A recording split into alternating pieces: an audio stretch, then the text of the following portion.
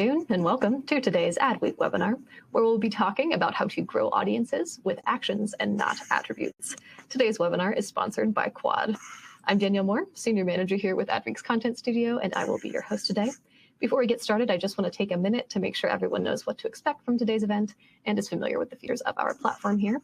Today's presentation should go somewhere in the 40 to 45-minute range, after which we'll have some time for audience Q&A. So if at any point you have a question for one of today's speakers, just use that Q&A tool right beneath the video window on your screen. We'll get to as many questions as we can at the end of the presentation. Also, definitely not too late to invite your colleagues to join us at today's event. About 15 minutes ago, you should have received a final reminder email from us, and in there you can find a link to the webinar registration page that you can share with your colleagues. Still plenty of time for them to join us live today, but if they can't, do know that today's event is being recorded, and they can always catch that on-demand version. In fact, that recording will be available to all registrants later today, around 3:30 Eastern or so keep an eye out for that email. And if you would like a PDF of today's slides, you can find those in the event resources area right beneath the video window on your screen as well. All right, now let me introduce you to today's speakers. We're happy to be joined by Marcus Lancaster, Head of Strategy and Growth at Quad. Marcus leads e-commerce solutions for Quad and has expansive knowledge about emerging industry trends and best practices. Throughout his 30-year tenure, he has worked with marketers to facilitate frictionless, measurable, and scalable campaign development. We're also pleased to welcome John Peterbaugh, VP of Advanced Media and Innovation at Quad. John specializes in emerging media and new technology at Quad, where he works with both Fortune 1000 companies and emerging DTC brands across a range of verticals. And he has in-depth experience in integrated multi-channel marketing, media measurement, and optimization. All right, we've got a lot of great content to dive into today. So without further ado, let me bring Marcus up on screen here to get us started. Welcome, Marcus. Thank you so much for joining us today. I'll hand it over to you. Thank you so much, Danielle. We appreciate the warm introduction. And thank you for joining us today and spending a little bit of your lunch hour with us, wherever you are. Today, John and I would like to dive into a topic that we think is critical for any marketer trying to thrive in today's competitive landscape, and that's really the battle for attention. In this digital age, capturing and maintaining the attention of your customers is both more difficult and more important than ever. And so today we're going to talk about how you think about that in the context of your audience. And specifically, we want to talk about some trends and then the strategy and tactics that you can implement that might help you be more successful in 2025. First, audience is so important. And understanding how our audience goes beyond demographics and attributes, it's about leveraging their customer actions to grow their business. So by focusing on what your audience does rather than who they are, we can tailor our strategies to meet their expectations and be more successful. And we're going to talk a little bit about messaging, how personalization is so important. Traditional segmentation is no longer enough. By leveraging data and technology, we believe that you can now create more highly personalized engagements with your client to capture better attention and build stronger and more meaningful relationships. We're going to talk a little bit about timing and how we believe that relying solely on marketer-led campaigns is inadequate to be successful today. We think that you should focus and at least as much as possible add customer-led trigger campaigns to your marketing stack and your chat strategy. And then finally, we're going to talk a little bit about channels. And everybody's trying to think about multi-channel in different ways these days. We're going to talk about how important it is to seamlessly integrate online and offline engagements in order to be able to help your customers both understand your brand better and grow more meaningful relationships. But first, let's start by talking about the battle for attention. Today's marketing is messy. You probably already know that. And John and I were preparing for the deck. We were looking at some old data, and it wasn't maybe 30 years ago or so, not to date myself, but when I started in this business, it was not uncommon to have only really a few channels. You had TV, print, radio, direct mail, those kind of things. Today, it's a lot more complicated, of course. You have an overwhelming array of channels. From social media, which continues to evolve, we've added messaging apps, programmatic advertising, multiple marketplaces, gaming, geolocation, affiliate, voice assistants, and more. Choosing where to engage and where to spend your money is part of the problem. And that complexity is made more difficult by the challenges of integration and challenge integration. But that also means there's an opportunity for the savvy marketer.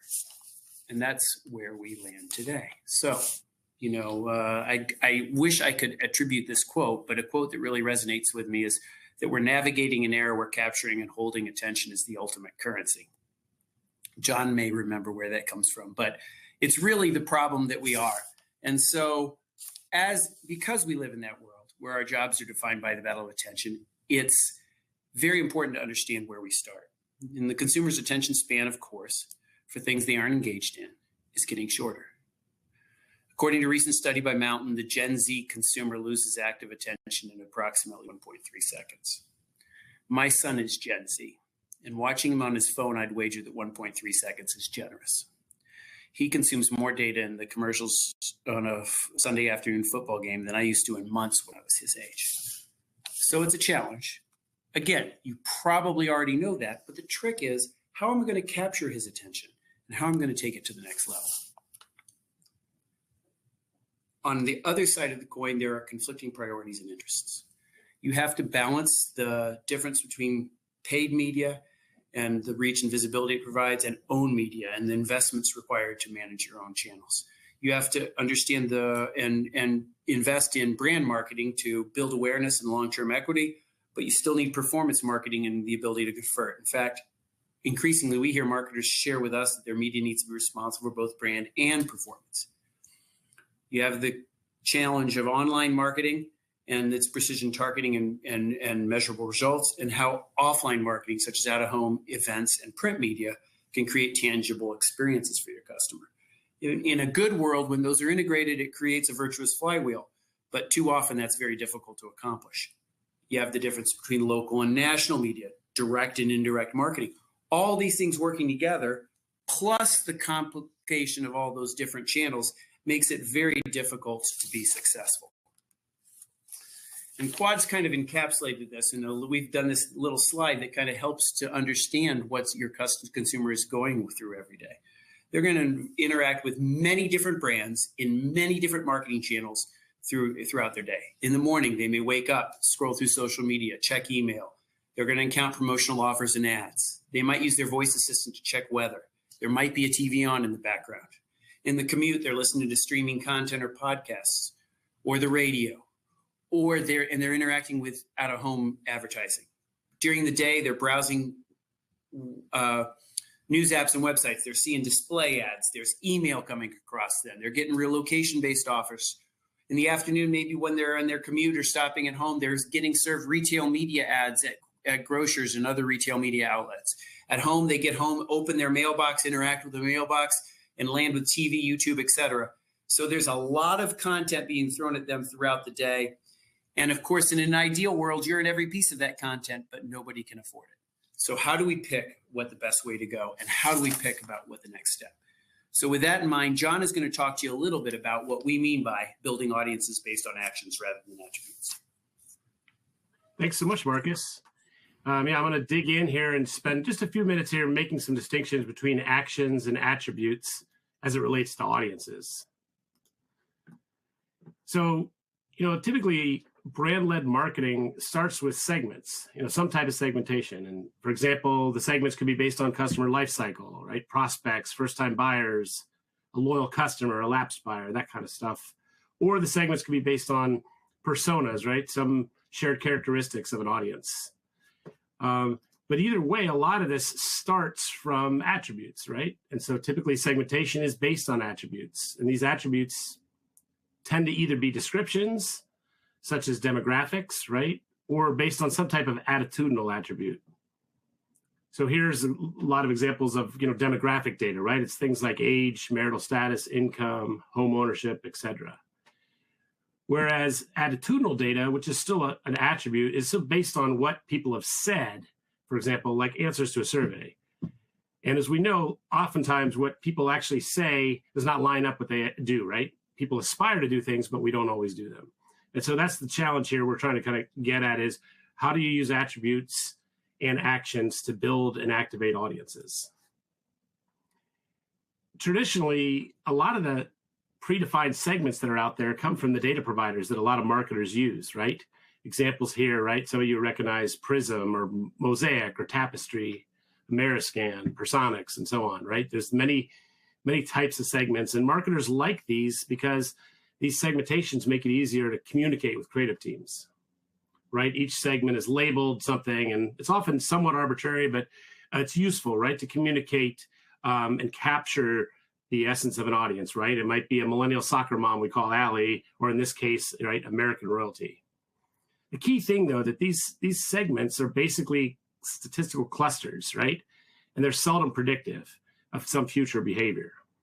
And so that's what really brings us to actions and the importance of them when building audiences, right? When you're focused on actions, you can go beyond, right, just attributes and finding audiences that are doing things and not just saying things.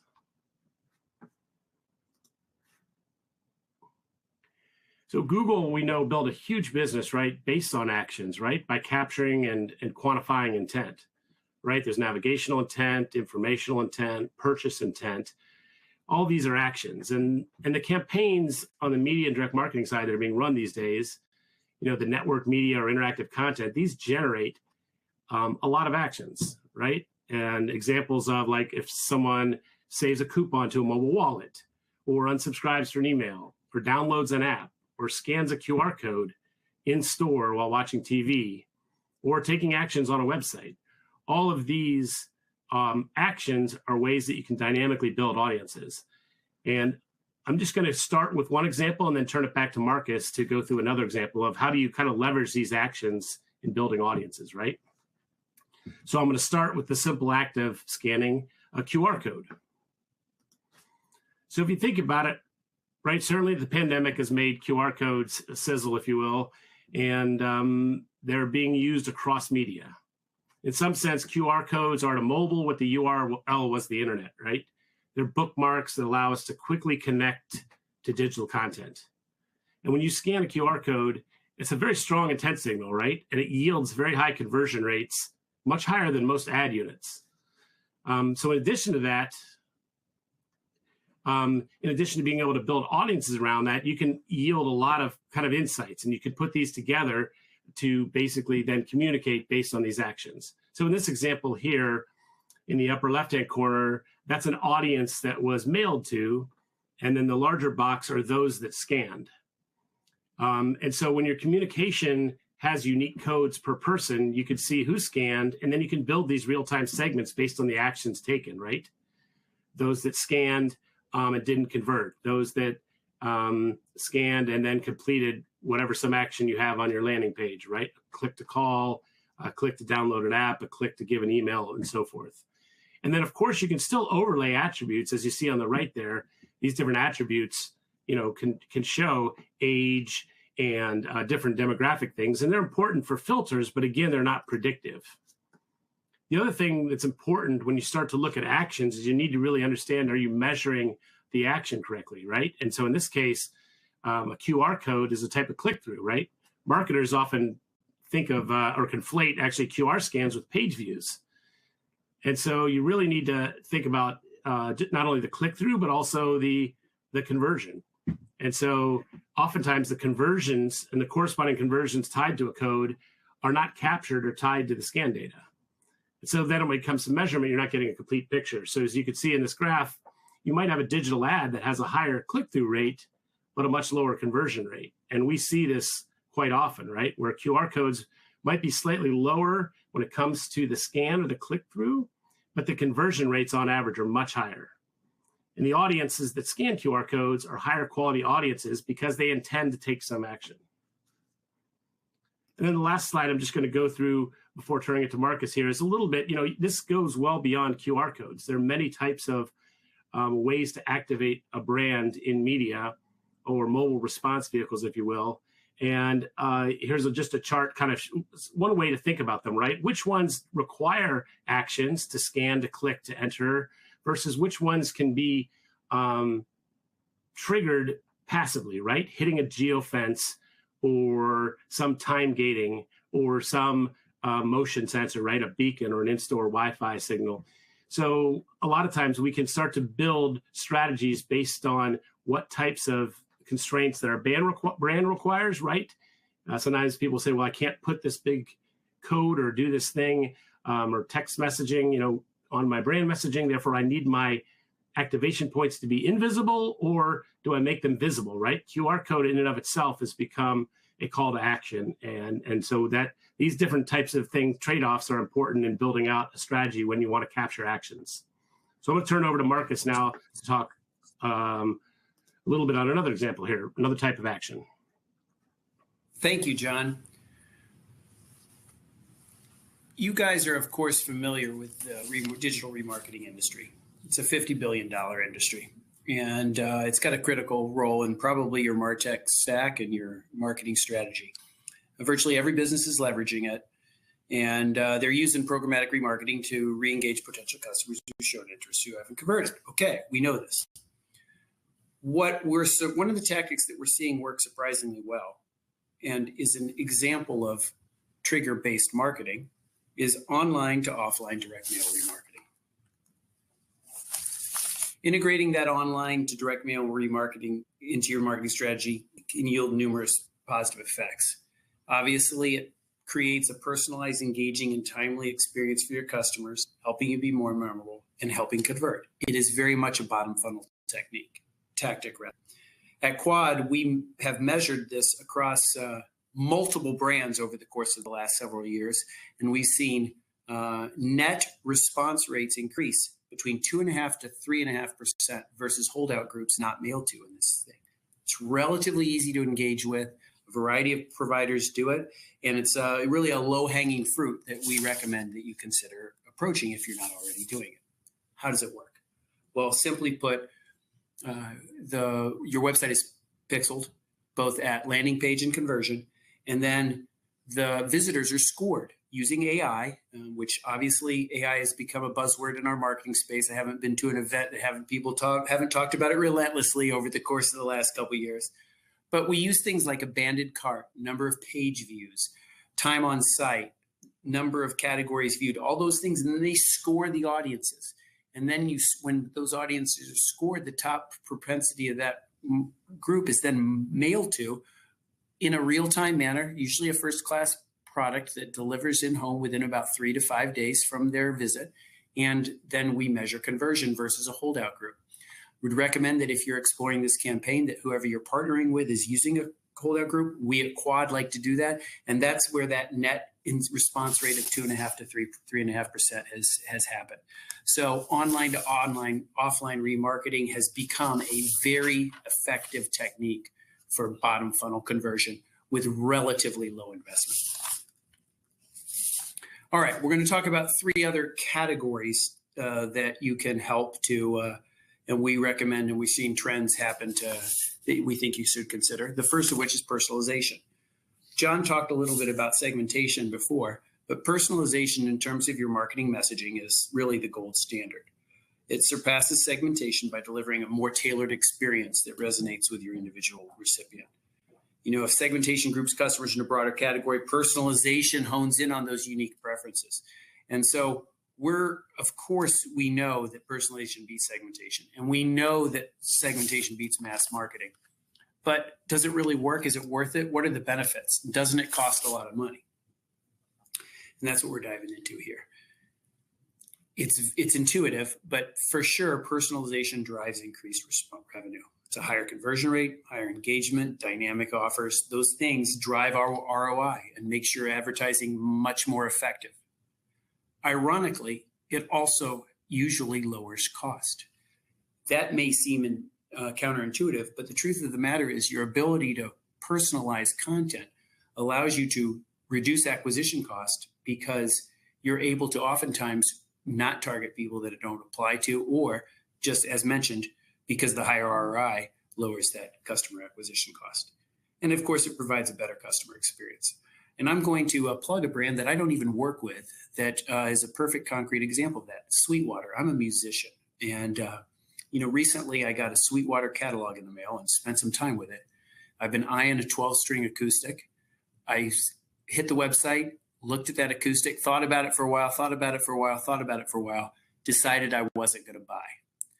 Then they started hitting me with programmatic advertising. And each piece of programmatic response I got had a picture of that guitar in front of it. I must have looked at it 10 times. And finally, on a moment of weakness on payday, I bought one. So, congratulations to Sweetwater. But the reason that worked for him is they've now acquired a new customer I'd never bought from him before. Obviously, all that expense was worth it. And why did that happen? Because I was being served the content that was personalized to me. It might seem that that's hard to do, but it isn't necessarily. If you can work with an expert to help you build adaptable templates that are tailored to various media, you can be consistent, efficient, and highly relevant to your audience. A good marketing partner is going to help you do that no matter what channels you're in, and ideally help you be able to tailor those templates across different kinds of media. So that's a conversation that you can and should be having with your marketing partners. John talked a little bit about segmentation before, but when we're talking about personalization, there is marketers used to rely on no segmentation. You're probably doing some semblance of segmentation. And that, of course, allows for a little bit more targeted messaging to than mass marketing. But it still is treating your customers as part of a broader group. But data and technology is advancing. And that focus is enabling the shift to personalization. In fact, we at Quad see successful brands really making the leap to hyper-personalization soon. That hyper-personalization will consider a wide range of factors: past interactions, current context, predictive analytics, and individualized experiences like the 12-string guitar that I was looking at to significantly enhance customer satisfaction and loyalty. It makes customers feel understood and valued. And we at Quad expect this evolution to rapidly accelerate with the continued onboarding of sophisticated AI. So you as a brand, we believe, should be working to take your next step on that ladder, that personalization ladder, no matter where it is in 2025. That kind of personalization does put pressure on your content engine and your MarTech stacks. So if you think about this slide, you look at it and you see each one of these colored dots is a different piece of content and a different recipient. To achieve those high levels of personalization, you really need that to synergize content and MarTechs and technology. Those technology tools are out there. They enable the collection of and analysis of all the data that you have about your customers, provide you insights, and then can turn those around to identify what content to deliver. You need to have a scalable content partner who's able to deliver all that content, or you're able to do it yourself. And that personalized marketing requires the ability to deliver that unique content. There are a lot of marketing tools out there that can help you with this. Quad has one called Content X, but there are others. They allow you to synthesize your content engine with your MarTech stack to deliver those sophisticated experiences and ultimately deliver the content that's going to make your marketing dollars more effective. Let's talk about timing. What we're suggesting at Quad is that a shift, or at least the inclusion, from marketer-led scheduled marketing to, as much as possible, or wherever you can incorporate it, consumer-led signal-based marketing. That consumer-led marketing wins in the battle for attention because it's a consumer initiating. So they're going to give you more of their attention. That's the ultimate signal of interest. So one of the primary benefits is its relevance and its timeliness. So by responding to those real-time behaviors and actions, customer-led marketing helps you ensure those messages are pertinent and delivered at the right moment. So what does that look like? Well, today, that scheduled marketing approach, we determine what the message needs to be. Does it need to be, is it a call to action? Is it an offer? Is it a discount? Is it an event? Then we define the audience. Then we define what the play, when do we want to share that content? Then we define channel. Consumer-led triggered marketing looks different. We're going to identify the audience based upon what their action was. Then we're going to determine what's the right next event to happen based upon what the audience has done. Then we're going to personalize and deliver that message and determine the right channel to message. That content is always more effective than marketer-led content. So what are some of these signal-based triggers? There are a lot more than those that we've discussed. John mentioned several of them, but those include things like product purchases, abandoned shopping cart, as I had at Sweetwater, requests for catalogs, email opt-ins, call center work, online activity, including your social site, web page visits. Google's business is built based upon that intent. Search is performed. The life cycle with your client. Is it their anniversary? How about, are they due for renewal? Have you evaluated when a lapsed buyer is best to re-engage? What programs are you doing that help them with retention? And then other events. One of the things that is very effective oftentimes is welcome to you just bought this product, they register, and then welcome, and then user-led things to help you build the value of that product and maybe sell the next item. There are a lot of signal-based triggers that are out there, and all of those can be used to drive the next sale, increase LTV, and help you have a much more deep relationship with your customer.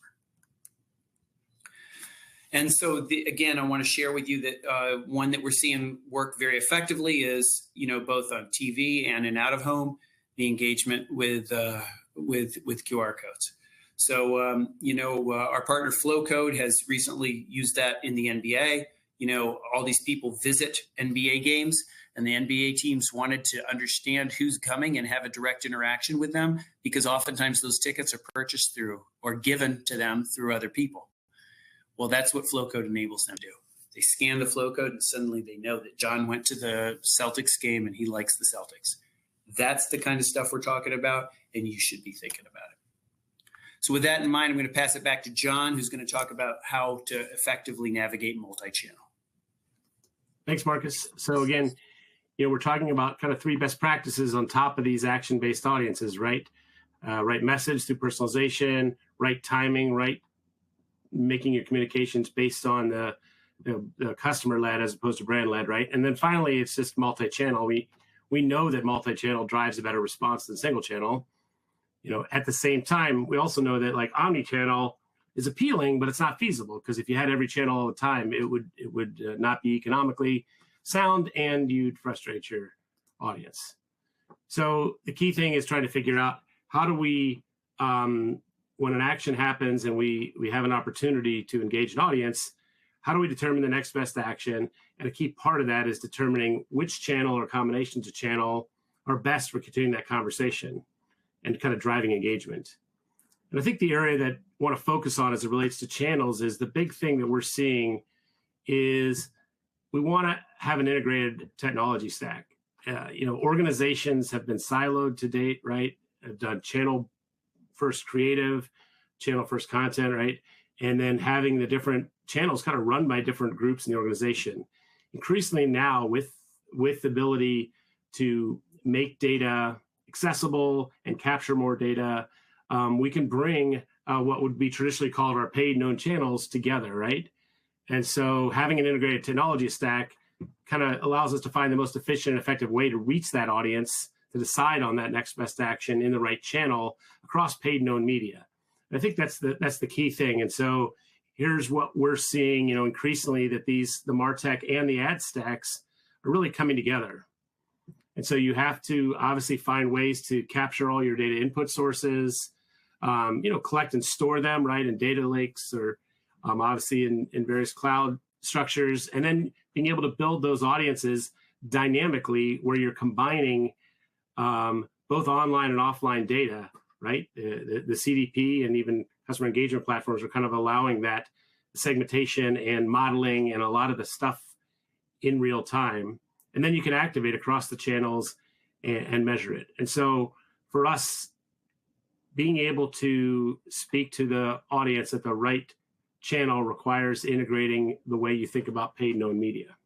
There's a lot more to talk about as it relates to that, but given our time, we're going to kind of just hone in on one important aspect when it comes to channels, or all of this actually is really the importance of measurement. And it's a little beyond the scope of our today's webinar, but basically we know that our media and marketing programs live and die by our ability to measure them. And I liken it to flying in an airplane, right, without flight controls at night. And it's really crucial. And we all got kind of enamored when, with digital advertising and marketing came on, and we were able to capture a ton of data, right? And certainly a lot of effort has been put into attributing which channel contributed to which outcomes.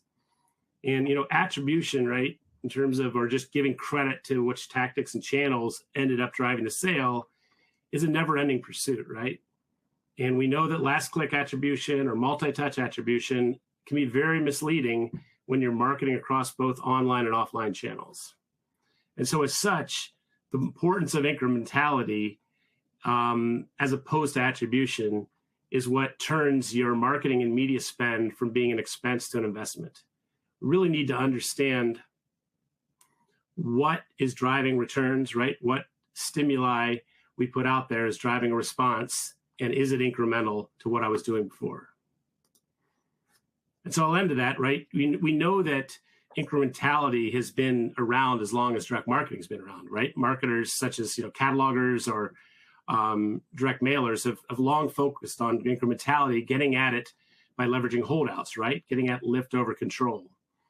But as you start to get into a multi-channel environment, understanding how incremental print is to digital and digital is to print and all the different tactics within there is really important, and allows us to reallocate high performing channels and reallocate spend that's not performing into higher performing channels.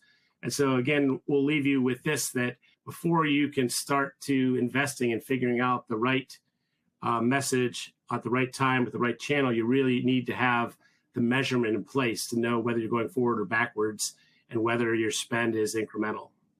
So with that, I'm going to turn it over to Marcus to conclude some remarks, and then we're going to open it up for some questions. It would go a lot better if I was able to unmute my microphone. My apologies. Well, you guys, thank you very much for joining. The idea behind today is, simply put, to trigger and to have you start to think about different ways that you can think about your audiences differently. And certainly you should, at the very least, be considering different ways that you can utilize audience-based triggers to drive increased response and conversion. We've given you a few tactics that are available to you, but there are very many more, and we would be happy to discuss them and or answer any questions. So again, to summarize, we think that you need to look at audiences from their actions, not their attributes. Figure out ways to personalize or increasingly personalize your messaging. Time that according to customer-led triggers, and think about the ways that you both are engaging in multi-channel and measuring. With that, I'll turn it back to Danielle for some questions at the end of the call. Awesome. Thank you both so much for sharing those insights. Let me just shift our camera setup here so we can all be on screen. Awesome. Thank you so much. That was awesome. Very excited to dive into some audience questions here. Just a couple of reminders from Adweek before we do that. Today's webinar has been recorded, and we'll be sharing the recording later today, the on-demand version. So keep an eye out for that email. We'll send it up around 3:30 or so. If you'd like a copy of today's slides, you can find those in the event resources area right beneath the video window on your screen. And with that, I also wanted to just add that if we don't get to all of the live questions today, we'll make sure they get shared over to our speakers so they have the opportunity to reply offline. And let's dive into some of the questions here. So our first question here in the queue, someone asks, what strategies do you use to ensure consistency in brand messaging across all channels?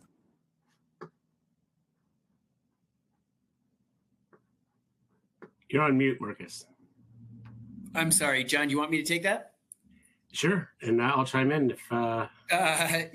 Sure, that's a really good question. The importance, as John started to mention about how it's important to incorporate your marketing stacks and to think about not siloing your different channels, that overlays into content. It's very important that from a brand consistency perspective that the content that you're producing for various channels is aligned on brand standards and consistently driven so that it of course reflects consistency, but also is virtuous in terms of the way that they support one another.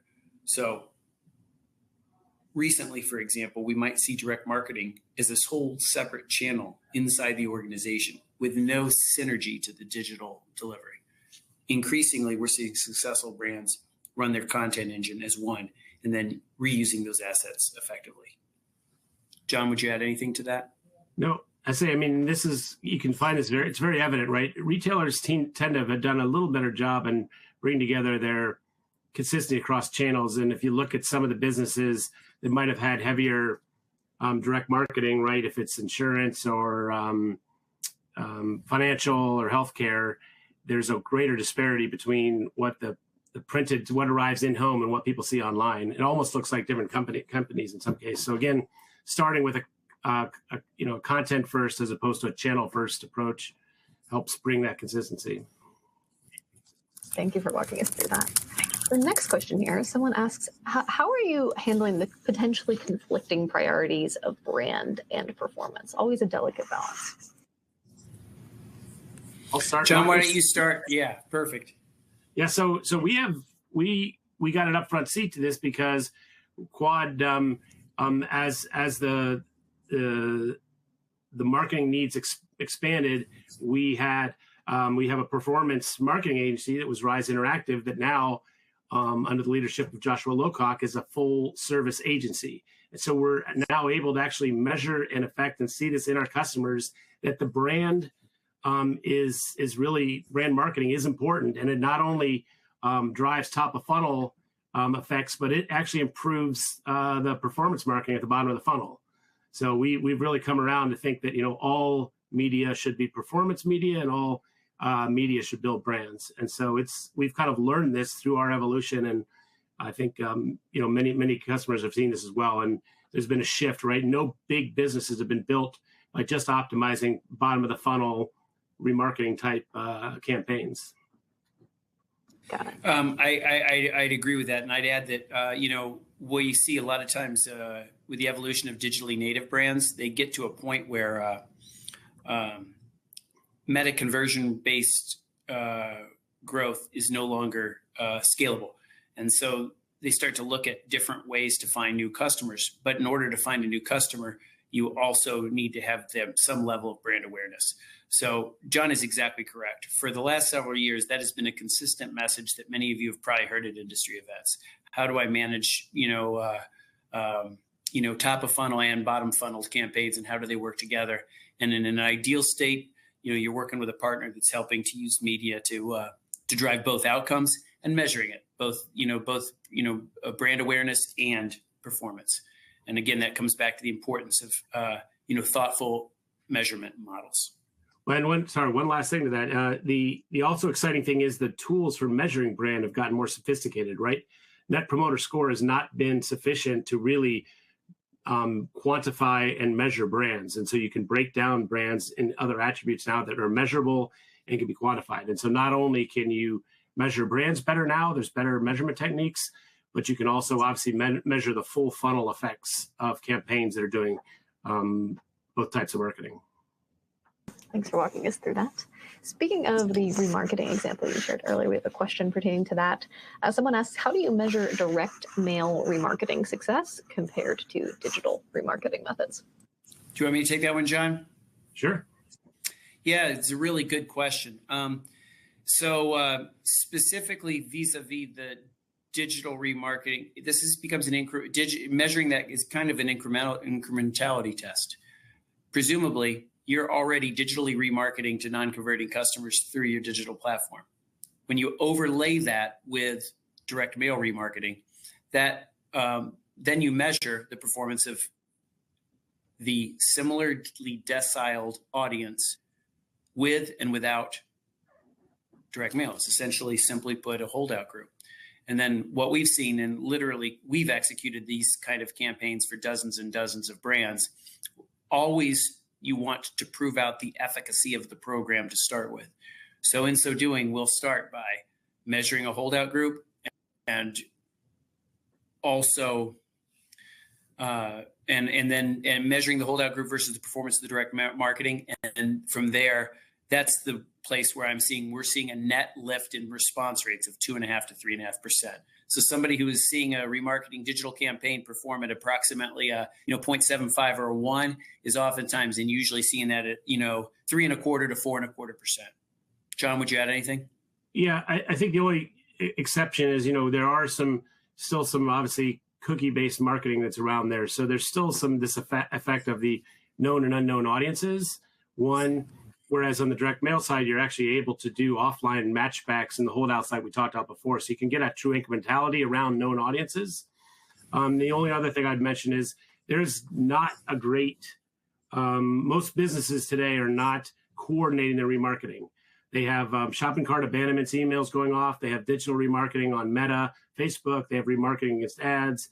They have postcard remarketing. None of these things are orchestrated. So there's definitely an opportunity to better coordinate and orchestrate remarketing and tie it back to some LTV or CAC. Got it. Thank you for that. All right, let's talk about personalization. That was a big theme of the conversation here. First question we have here on that is, as you mentioned, personalization and hyper-personalization can require more content, right? So how do you scale content production effectively without overwhelming your marketing teams? You want me to take that one, John, or you? Sure, go ahead. It's a really good question. And each brand manages that differently. Obviously, generative AI becomes increasingly a hot topic. And, there are a lot of questions about rights and permissions and other items associated with that. But you probably have a lot of this content already, especially if you have an e-commerce website. The trick is, how do I go and tap into the fact that 12-string guitar that Sweetwater had a picture of sitting on their website is the ads that they personalized back to me. And that's where marketing tools oftentimes come in. Yes, there is this does put pressure on your content team to ensure you have quality assets associated with whatever you're serving. And you can take that and make that more complex in terms of the way that you're serving those ads. But in terms of presenting back individual related content, that content probably exists and becomes oftentimes a technology ask. However, there are a lot of partners, we at Quad and many others, that do a lot of content to help our customers, advance the amount of content they have available for personalization. John, would you add anything to that? Nope. Got it. Thanks for walking us through that one. All right, speaking of the hyper-personalization element, we have a question here related to that. How is the required contact information shared seamlessly across channels in a hyper-personalization context? For example, if someone abandons their cart, how do you retrieve an address to mail them?